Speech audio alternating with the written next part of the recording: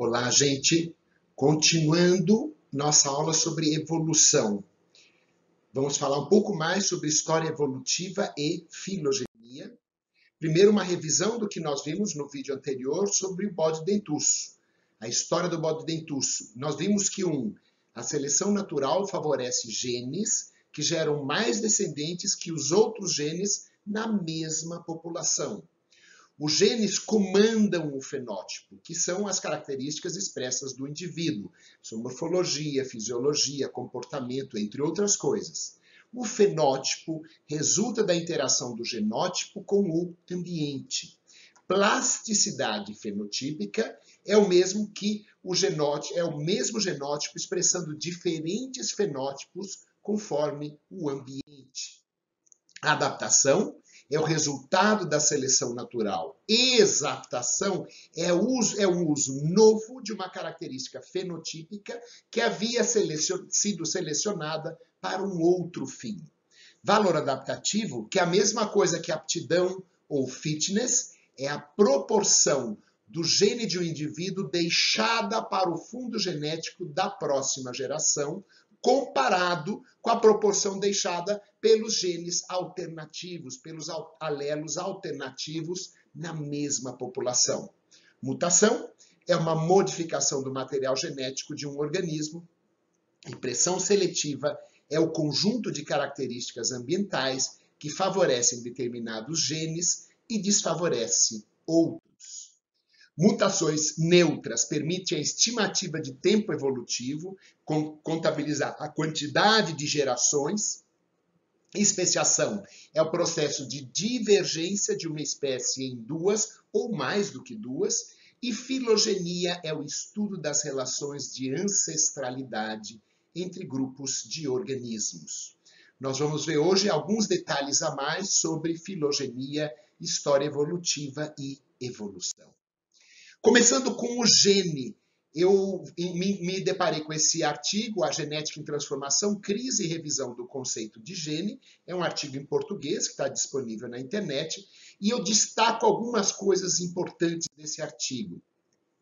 Ele fala que o que é um gene, onde começa e termina um gene, começou a ficar mais complicado quando descobriram a estrutura promotora chamada lac-operon, ou seja, a parte do material genético em bactérias que está responsável pela digestão da lactose. O que eles descobriram é que a coisa é bem mais complicada do que o que se imaginava. Nós temos todo um conjunto de porções do DNA com diferentes funções envolvidas. Então, nós temos uma região promotora, uma região operadora. Aqui um esquema mais simplificado, aqui um esquema um pouquinho mais sofisticado, vendo aqui representada a fita de DNA, a RNA polimerase, uma proteína repressora e a possibilidade dessa proteína repressora se ligar à lactose, e apenas quando ela se liga à lactose é que essa proteína repressora se desacopla do DNA e permite, portanto, desacopla do operador e permite que esse gene comece a funcionar.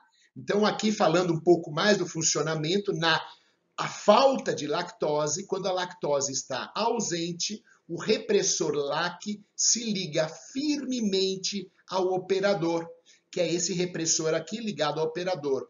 Ele impede que a RNA polimerase continue o seu percurso ao longo do DNA.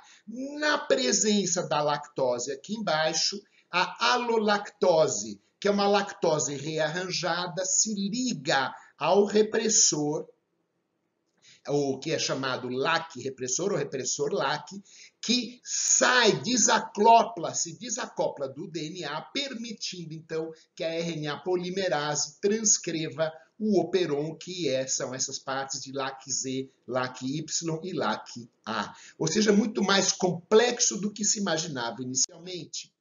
Outra coisa que se descobriu que no DNA existem porções chamadas de exons, que são as porções que eram interpretadas como DNA operante, e introns, que originalmente foram interpretadas como DNA lixo, DNA que não codifica, não codificante.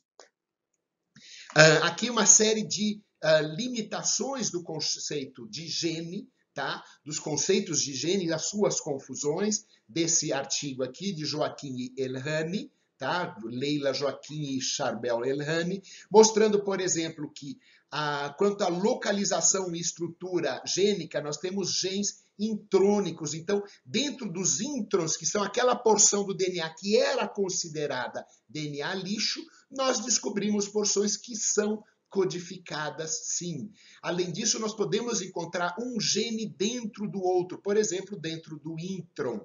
E nós podemos ter 2 genes no mesmo locus. Nós podemos ter genes com quadros de leitura sobrepostos. Uma região do DNA pode codificar para 2 produtos proteicos diferentes em diferentes trechos de leituras. Nós temos silenciadores e elementos regulatórios. Temos uma série de outros elementos que mostram que o que era chamado de gene, como aquela porção do DNA responsável pela codificação de uma proteína, é uma visão ingênua, simplista, e as coisas são mais complicadas do que se imaginava.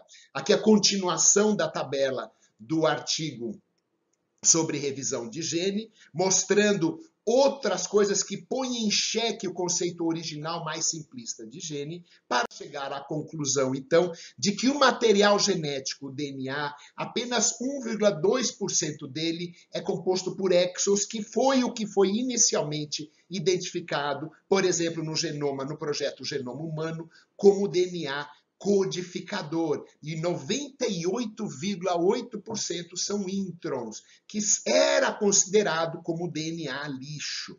Desses genes reguladores, nós temos genes estruturais, que são genes codificadores, mas nós temos genes reguladores, por exemplo, promotores, terminadores e operadores. E no que era considerado DNA lixo, descobriu-se a posteriori, mais recentemente, que existe, por exemplo, regiões transcripcionalmente ativas, as chamadas TARs, todo um conjunto reguloma que inclui partes de DNA de introns, mas inclui também RNA e, às vezes, proteínas ou enzimas envolvidas. E nós temos, inclusive, pseudogenes, que são formados por processos de duplicação de um gene e subsequente mutação de uma sequência gênica, que geralmente são chamados pseudogenes porque eles não funcionam como genes, mas dão informações importantes sobre a trajetória evolutiva.